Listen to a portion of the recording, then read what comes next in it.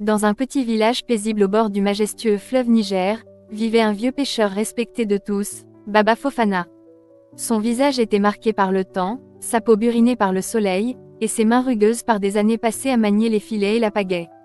Il connaissait le fleuve comme sa propre maison, ses courants capricieux, ses saisons généreuses et ses périodes de maigre pêche.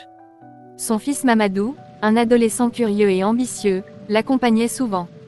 Mais dans son cœur, un doute grandissait.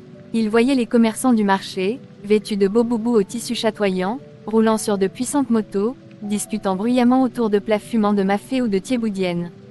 Pourquoi son père s'éreintait-il ainsi chaque jour, quand il existait d'autres chemins plus simples vers la richesse?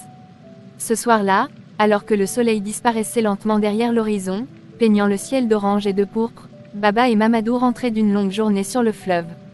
Leur pirogue, chargée de poissons frétillants, glissait silencieusement sur l'eau calme. Le chant lointain des tam-tams du village se mêlait aux cris des oiseaux rentrant au nid.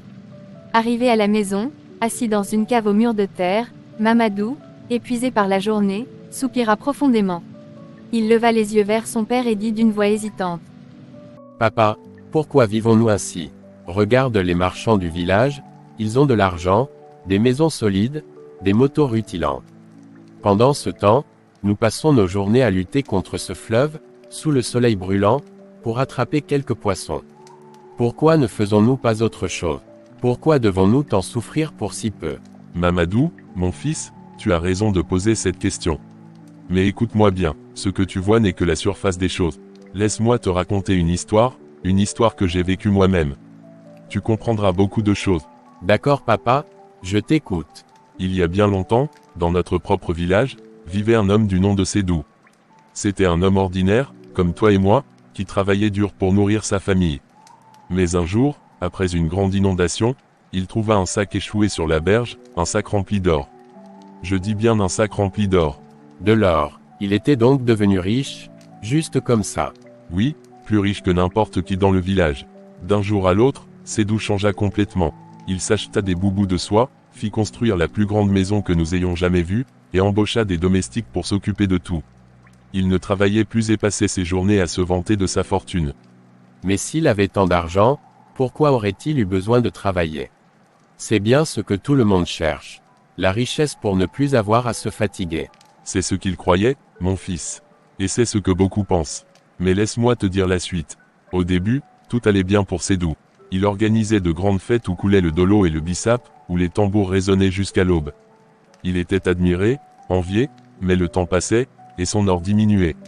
Il ne s'en rendait même pas compte, car il ne savait pas gérer sa fortune. Petit à petit, il vendit ses biens.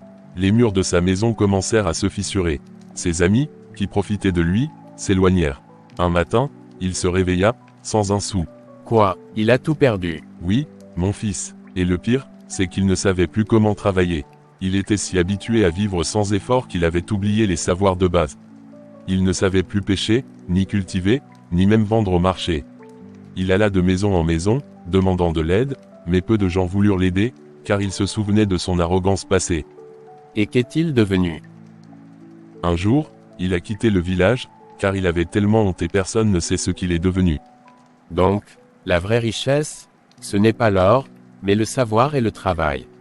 Exactement, Mamadou. Un homme qui sait pêcher, cultiver, ou fabriquer quelque chose ne mourra jamais de faim.